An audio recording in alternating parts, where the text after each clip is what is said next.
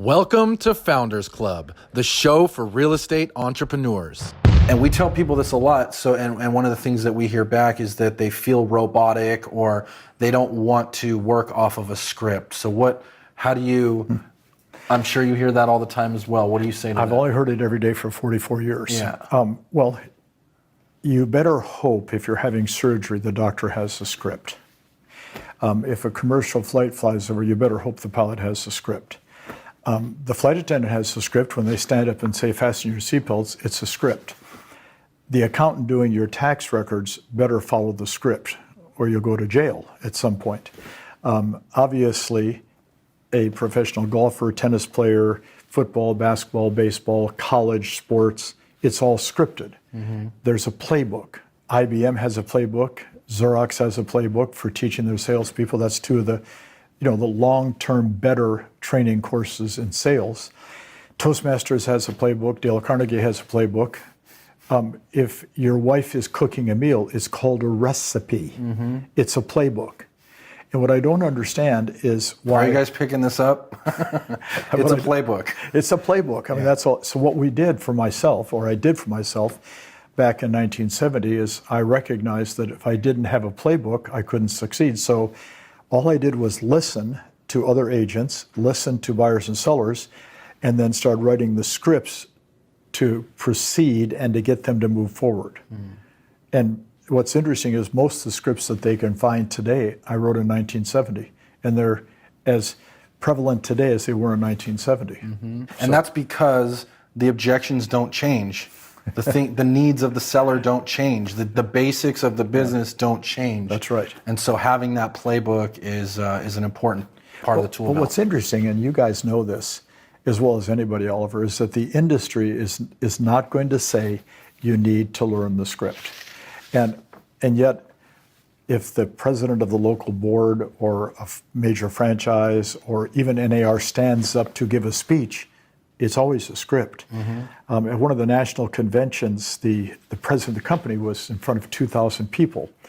And I was watching him from the back, and I thought, this guy is really good. And then I looked up, and way up in the ceiling was a giant monitor. He was reading the whole thing. And I complimented him on how mm-hmm. well he read it. He goes, well, I had to practice it like 100 times. Yep. Well, it's a script. And, you have a script you're following, and my answers aren't going to change, so it's a script. Yep. If we can ever get them to understand that knowing what to say gives them the confidence to go do what they're supposed to do. Mm-hmm. And if they don't know what to say, they're not going to do it, which is why the failure rate's so high. Yeah. And why your top agents succeed at such a high level. That's right. That's exactly right.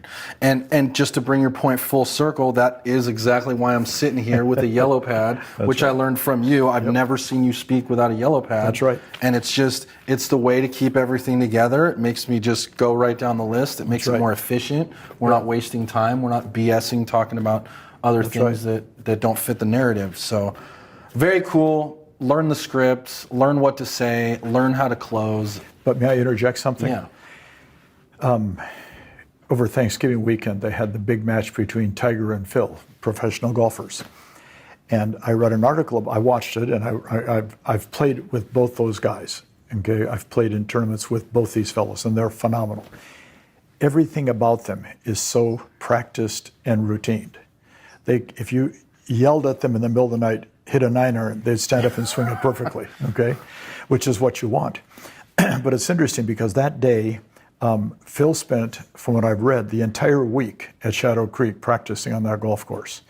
The day of the event, which was at 12 o'clock Pacific Standard Time, Tiger got there at 9, started practicing for 3 hours prior.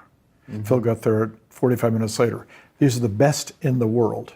So the key to the scripting is not just having it, it's practicing it so it becomes part of you.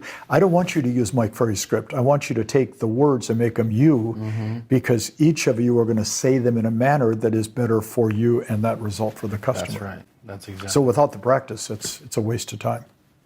So just to touch on the practice part, how would you recommend that people practice these things like that? Because I agree, the objection handlers, If you read them, they can come across very robotic, but once Yes. you practice them and internalize them, and you can just spit them out as soon as you hear, oh, I don't want to list for 90 days, or, oh, I'm not ready for this or that reason, then you can go into your question-based objection handling and kind of take them through the process. I use the example because we live in Las Vegas full-time, and we live in a high-rise right on the Strip, so my wife and I go to a lot of the shows.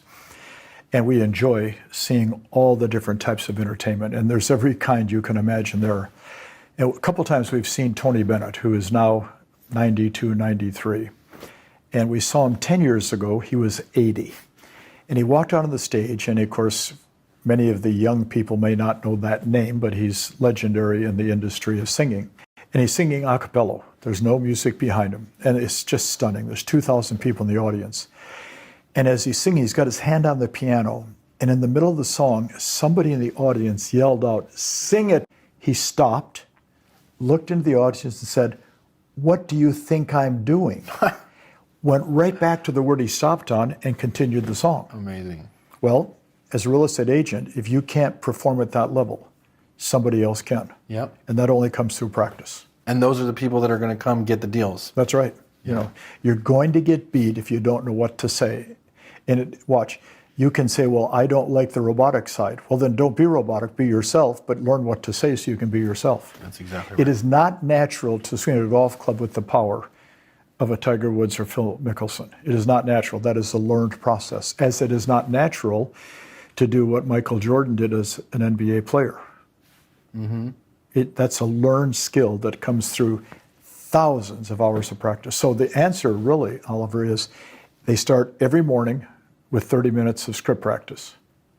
I did it in 1970. The agents thought I was crazy until I outproduced them all.